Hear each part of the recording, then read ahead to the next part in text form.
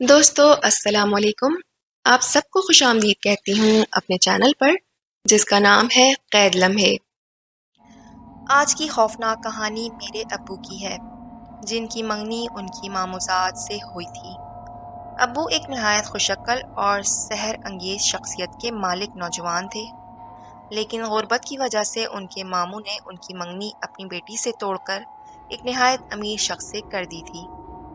ابو diamond jewellery بنانے کے ماہر کاریگر تھے، سو انہوں نے اس کام کو بطور کاروبار اپنایا اور شب و روز محنت میں لگ گئے۔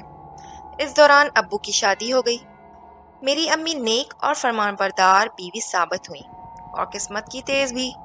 ان کے آتے ہی ابو کے کاروبار میں خوب ترقی ہوئی اور چاروں طرف سے دولت آنے لگی۔ دوسری طرف ابو کی وہ ماموزاد جن سے ابو کی منگنی ہوئی تھی، ان کے شوہر کو کاروبار میں پے در پے بہت زیادہ نقصان ہوا اور بالآخر ایک جان لیوا بیماری میں وہ فوت ہو گئے۔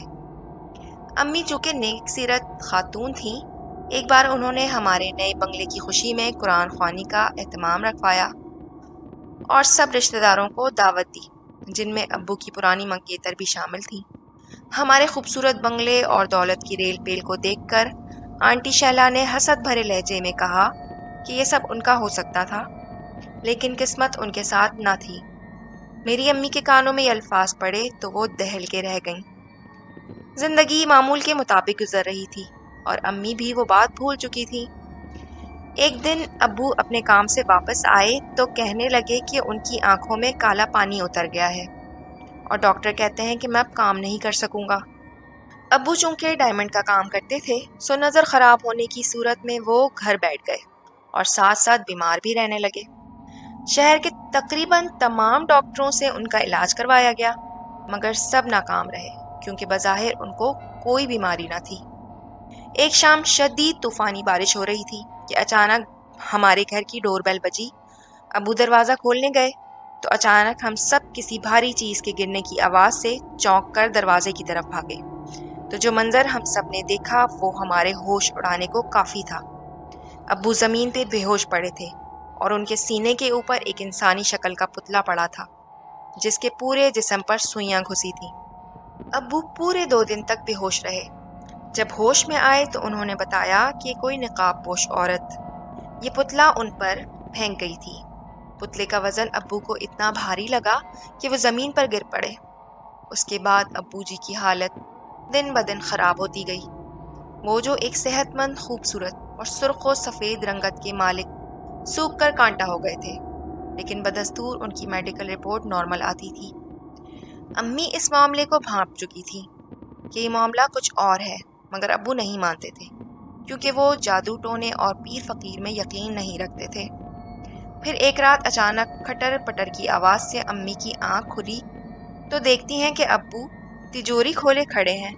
امی نے گھبرا کر پوچھا کہ وہ کیا کر رہے ہیں تو ابو نے بتایا کہ شہلا آئی تھی، کہہ رہی تھی کہ گھر کی ساری چپلیں اور پیسے مجھے دے دو۔ میں نے جوتیاں دے دیں، اب پیسے نکال رہا ہوں۔ ابو یہ کام کسی روبوٹ کی طرح کر رہے تھے، جیسے ان سے یہ کام کوئی کروا رہا ہو۔ امی اور بھائی نے بڑی مشکل سے انہیں سنبھالا۔ ایک روز ابو بڑی ہمت کر کے کھڑے ہوئے اور تیار ہو کر ہمارے گھر کے اوپر پورشن میں جانے لگے۔ امی نے ابو کا ہاتھ پکڑا اور انہیں روکنے کی کوشش کی تو ابو نے سختی سے کہا کہ ہٹو، میں اوپر مہمانوں کو بٹھا کر آیا ہوں، وہ ہماری بڑی بیٹی کا رشتہ لینے آئے ہیں۔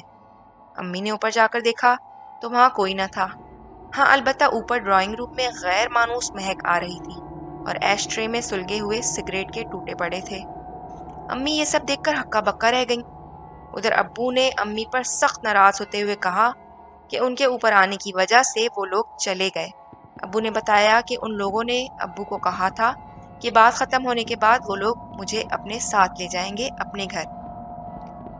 اسی طرح روز ہی ہمارے گھر میں کوئی نہ کوئی پراسرار واقعہ رونما ہونے لگا تھا۔ مجھے اچھی طرح یاد ہے اس دن شدید بارش ہو رہی تھی۔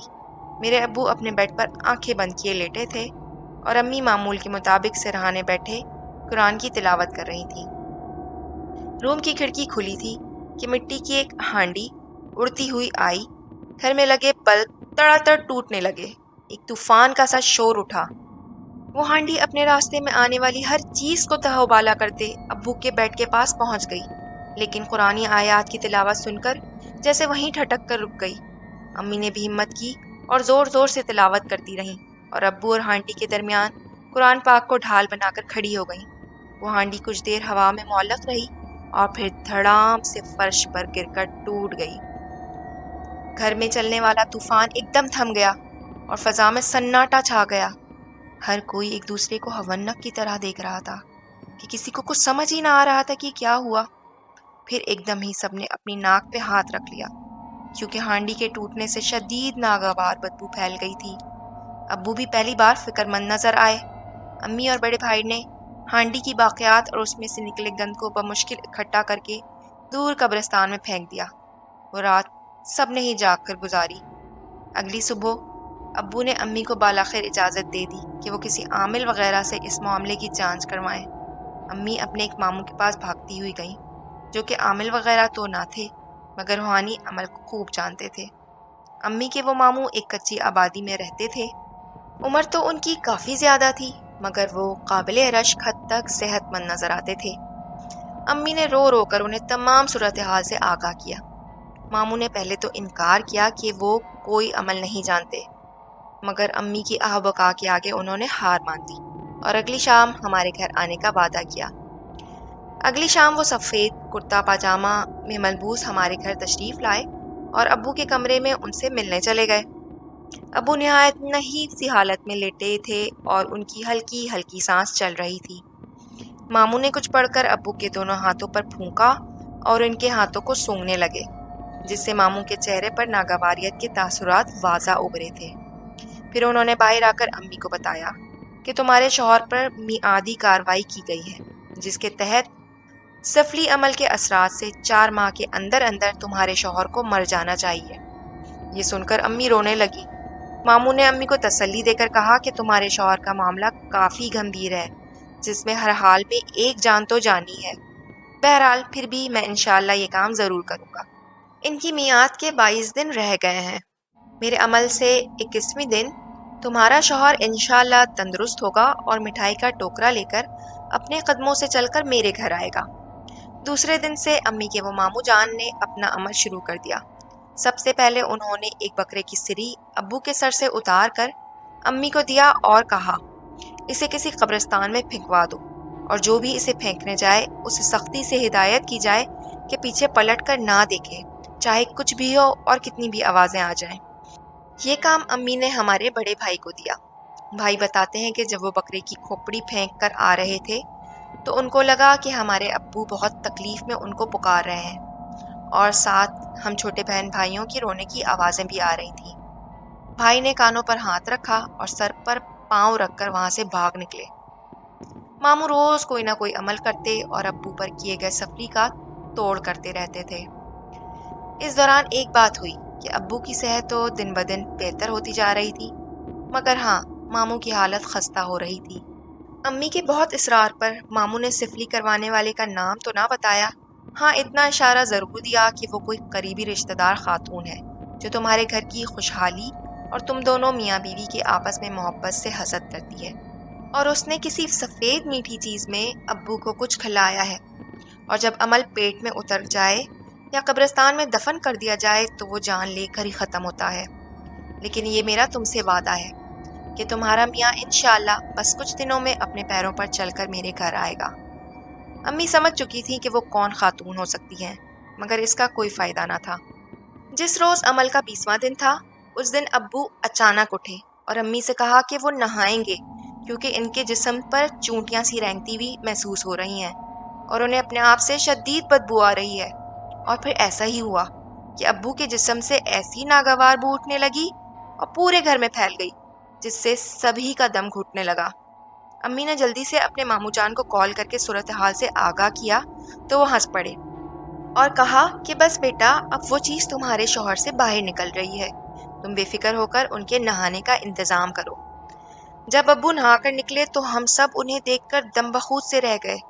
وہ دبلے ضرور ہو گئے تھے مگر ان کا رنگ روپ پہلے کی طرح سرخ سفید ہو گیا تھا۔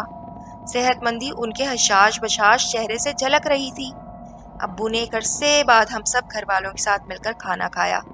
امی تو اتنی خوش تھیں کہ انہوں نے محلے بھر میں مٹھائی تقسیم کروائی۔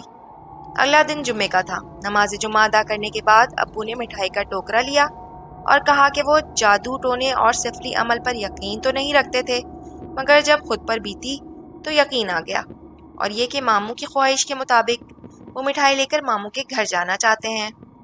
امی اور ابو ماموں کے گھر پہنچے تو شام کا وقت ہو گیا تھا۔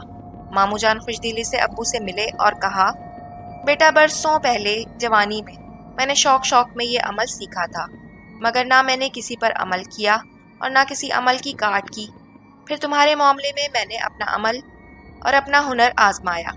شاید میں نے یہ سیکھا ہی تمہارے لیے تھا۔ جس دن میں نے تمہارا کام کرنا شروع کیا تو میری موکلوں سے بات ہوئی۔ انہوں نے کہا کہ اس آدمی کے حصے کا کفن دفن ہو چکا ہے اور 22ویں دن اس کفن کے لیے ہم کو جسم چاہیے۔ تو بیٹا، میں تو اپنی زندگی گزار چکا، مگر تمہارے آگے بال بچے کھڑے ہیں، میرا کہا سنا معاف کرنا۔ اس قبرستان میں دفن کفن کو جسم چاہیے اور میں اپنا جسم ان کو دے رہا ہوں۔ پھر ماموں نے بآواز بلند کلمہ طیبہ پڑھا اور ان کی گردن ایک طرف ڈھلک گئی۔ ابو جو مٹھائی لے کر خوشی خوشی ان سے ملنے گئے تھے، حیرت سے گنگ یہ سب ہوتا دیکھ رہے تھے۔ پھر ابو پھوٹ پھوٹ کر رو پڑے۔ میرے والد محترم جب تک زندہ رہے ماموں جان کا نام بہت عقیدت و احترام سے لیتے تھے۔ وہ کہتے تھے کہ یہ تو بہت لوگ کہتے ہیں کہ ہم تمہارے لیے اپنی جان دے دیں گے، لیکن انہوں نے واقعی میرے لیے اپنی جان دے دی۔ دنیا میں آدمی تو بہت ہوتے ہیں، لیکن انسان بہت کم ہوتے ہیں۔ دوستو، آپ کی زندگی میں آپ کے ساتھ یا آپ کے اپنوں کے ساتھ کوئی خوفناک واقعہ پیش آیا ہو اور آپ ہمارے اس چینل کے ذریعے وہ واقعات سب دوستوں کے ساتھ شیئر کرنا چاہیں تو ہمیں کامنٹ کر کے آگاہ کریں۔ آپ چاہیں تو مجھے انسٹاگرام اور فیس بک پر بھی فالو کر سکتے ہیں، جس کا لنک آپ کو ڈسکرپشن میں مل جائے گا۔ میرے چینل کو لائک، شیئر اور سبسکرائب کریں اور بیل آئیکن کو بھی ہٹ کریں تاکہ میری آنے والی تمام ویڈیوز آپ کو وقت پر مل سکیں۔ میں اسی طرح اپنے اس چینل کے ذریعے آپ تمام دوستوں کے ساتھ ایسے ہی سچے اور پراسرار واقعات شیئر کرتی رہوں گی۔ اپنا اور اپنے پیاروں کا بہت خیال رکھیں۔ اللہ حافظ۔